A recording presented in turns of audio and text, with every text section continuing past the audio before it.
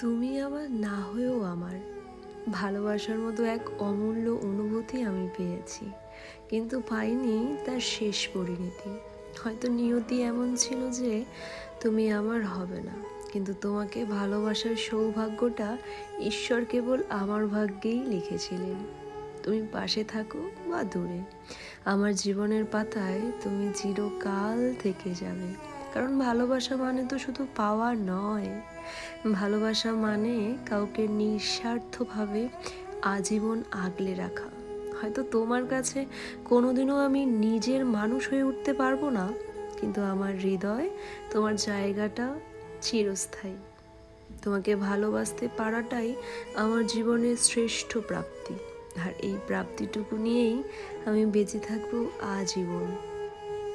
তুমিই আমার পূর্ণতা, তোমাকে ছাড়তে পারবো না, কারণ তুমি আমার হৃদয়ের সেই প্রিয় মানুষ যাকে ভালোবেসে আমি জীবনকে সুন্দর মনে করতে শিখেছি।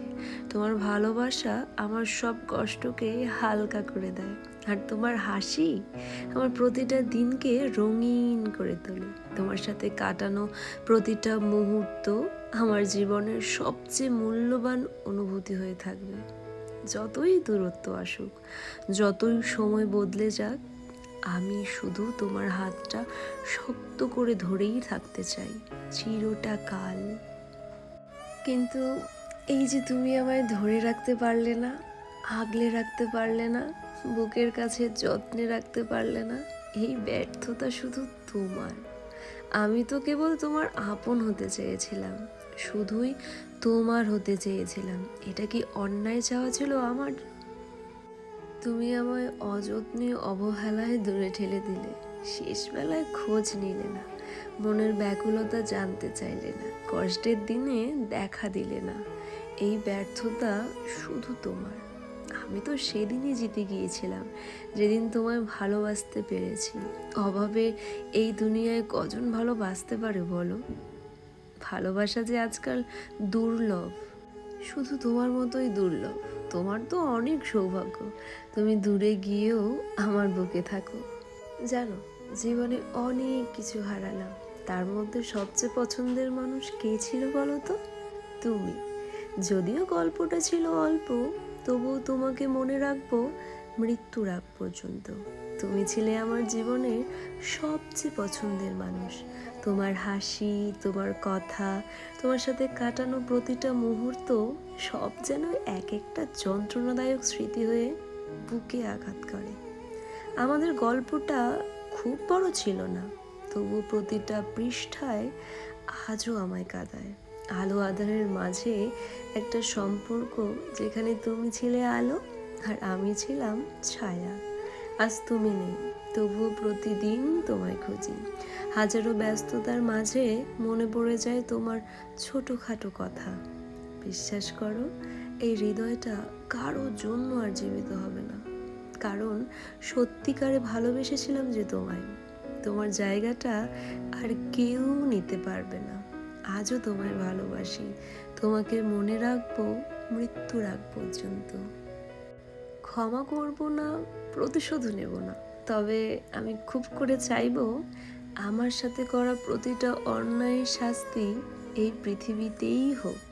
রাতে আর ঘুম আসে না, তোমার দেওয়া কথাগুলো ভীষণ কানে বাজে। আমি কাউকে বলি না কতটা ভেঙে গেছি, হাসি মুখে ভালো আছি বলি। তবুও রোজ রাতে ভগবানকে বলি, তাকে ভালো রাখো, সে যেন সব সুখ পায়। তোমাকে আমি নিজের মানুষ ভেবেছিলাম, কিন্তু তুমি আমাকে এতটা পর করে দিয়েছো। তোমার এই ভেঙে দেওয়া সম্পর্কটাকে আমি আবারও জুড়তে চেয়েছিলাম, কিন্তু তুমি ভাঙতে দেখেও চুপ ছিলে, কারণ তুমি সেটা ইচ্ছে করে ভেঙেছো। আমি ভেবেছিলাম তুমি আমার সাথে খুশি আছো, কিন্তু এটা বুঝিনি যে মানুষকে খুশি রাখার মতো কঠিন কাজ এই পৃথিবীতে আর নেই। কারণ মানুষ যতক্ষণ নিজের স্বার্থ পূরণ হতে দেখে, ততক্ষণ তোমাকে ভালো বলে, পাশে থাকে, তোমার প্রশংসা করে। কিন্তু স্বার্থে আঘাত লাগলেই মুহূর্তের মধ্যেই বদলে যায়।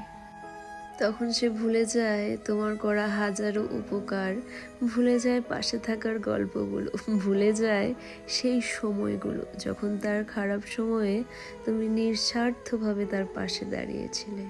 এটাই হয়তো পৃথিবীর সবচেয়ে তিক্ত সত্য। জীবনের ডায়েরিতে কিছু পাতা সবসময় খালি থেকে যায়। আমরা হয়তো অনেক কিছুই পাই, কিন্তু যা সব থেকে বেশি চেয়েছিলাম তা কোনোদিনও আমাদের হয় না। পূর্ণতা সবার ভাগ্যে থাকে না। কিছু মানুষ জন্মায় শুধু অন্যের গল্পে স্মৃতি হয়ে বেঁচে থাকার জন্য।